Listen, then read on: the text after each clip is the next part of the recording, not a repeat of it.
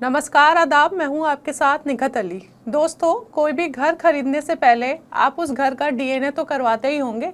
अरे ये पता करने के लिए जो घर आप खरीद रहे हैं वो हिंदू है या मुसलमान। अब आप कहेंगे ये कैसी बेतुकी बात की मैंने, लेकिन दोस्तों इस बेतुकी बात का इंस्पिरेशन बाबू भैया यानी परेश रावल और उनकी आने वाली फिल्म द ताज स्टोरी के ट्रेलर से मिला है, जहां वो कहते हैं ताजमहल का डीएनए करवाते हैं जो ये बताएगा कि ताजमहल मकबरा है या फिर कोई मंदिर।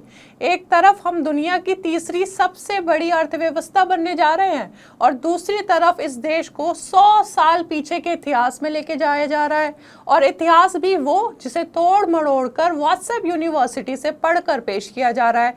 दोस्तों, पिछले कुछ वक्त से हमारे सामने कई प्रोपेगेंडा फिल्मों को लाया गया, Bengal files, Udaipur files, vaccine war, Kashmir files, जिनमें फैक्ट्स को तोड़ मड़ोड़ कर दिखाया गया। और इन फिल्मों को बनाने वाले डायरेक्टर का मकसद इतिहास बताना कम, देश के माहौल को खराब करना ज्यादा था। अब इन्हीं प्रोपेगेंडा फिल्मों की रेस में परेश रावल की एक नई फिल्म द ताज स्टोरी भी है, जिसे आप फेक स्टोरी भी कह सकते हैं। इस फिल्म का ट्रेलर आ चुका है, आपने देख ही लिया होगा। द ताज स्टोरी फिल्म के ट्रेलर में ये बताने की कोशिश की गई है कि ताजमहल मकबरा नहीं है बल्कि एक मंदिर है।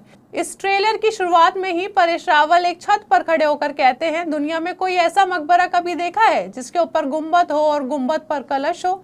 लेकिन यहाँ बाबू भैया की एक मजे की बात भी सुनिए। ट्रेलर रिलीज से पहले बाबू भैया परेश रावल ने ट्विटर पर अपनी इसी फिल्म का एक मोशन पोस्टर भी रिलीज किया था, जिसमें वो ताजमहल के गुंबद को हाथ से उठाते हुए नजर आ रहे हैं और गुंबद के अंदर से शंकर भगवान निकलते हुए आपको दिख रहे हैं।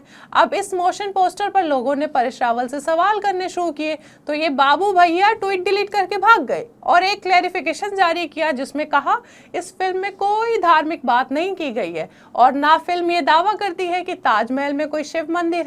लेकिन ट्रेलर में तो ये ताजमहल का डीएनए ही करने में लगे हैं और साफ साफ ताजमहल को मंदिर बता रहे हैं। दोस्तों, 2017 में कोर्ट में वकीलों के एक तबके ने एक अर्जी डाली थी, जहां उन्होंने ताजमहल को अग्रेश्वर महादेव मंदिर बता दिया था।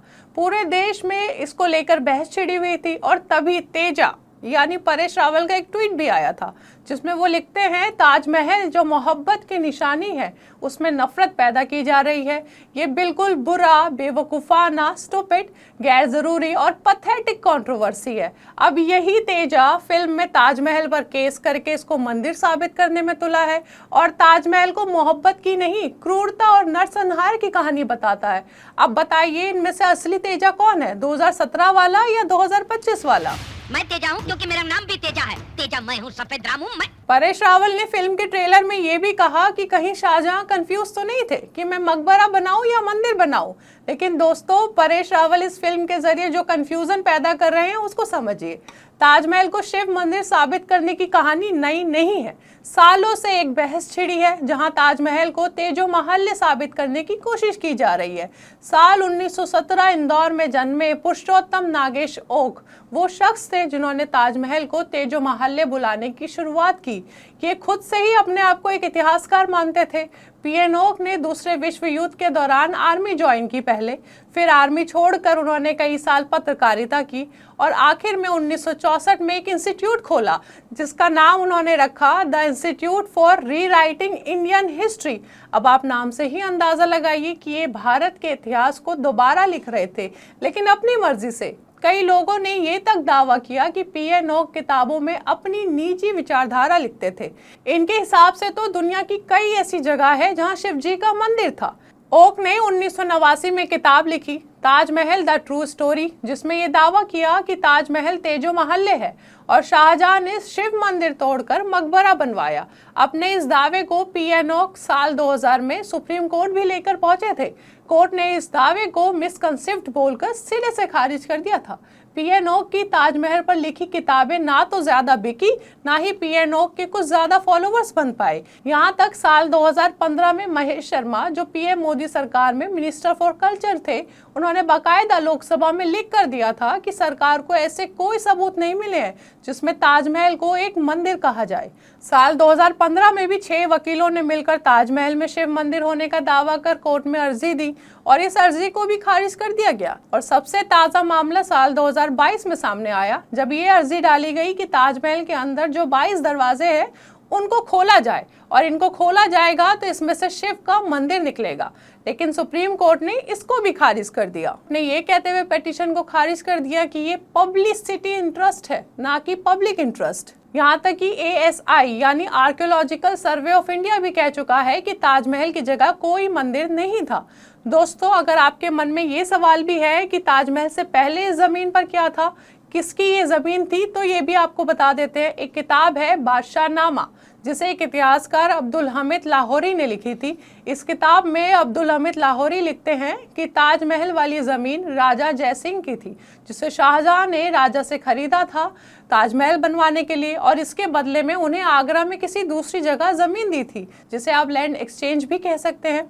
एक थ्योरी ये भी पैदा की गई कि साल 1934 और 1962 में कुछ विजिटर्स ने ताजमहल के बेसमेंट में शिव की मूर्ति देखी, लेकिन इसका कोई सबूत किसी के पास नहीं है। सबूतों के आधार पर सारी अदालतें, चाहे वो सुप्रीम कोर्ट हो या हाई कोर्ट हो, सब ने इन दावों को खारिज किया है। यहाँ तक कि आर्कियोलॉजिकल सर्वे ऑफ इंडिया ने भी मंदिर होने की बात को खारिज किया, और तो और खुद मोदी सरकार के मंत्री ने भी मंदिर ना होने की बात को लिखकर लोकसभा में दिया।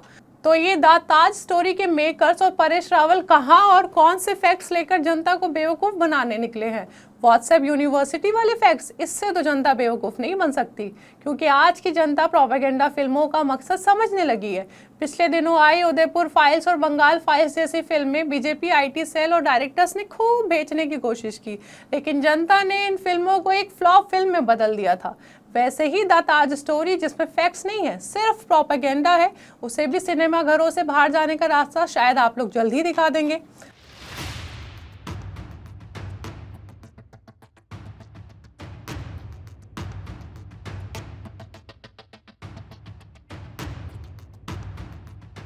आप क्या सोचते हैं बाबू भैया यानी परेश रावल के इस एजेंडा वाली फिल्म के बारे में?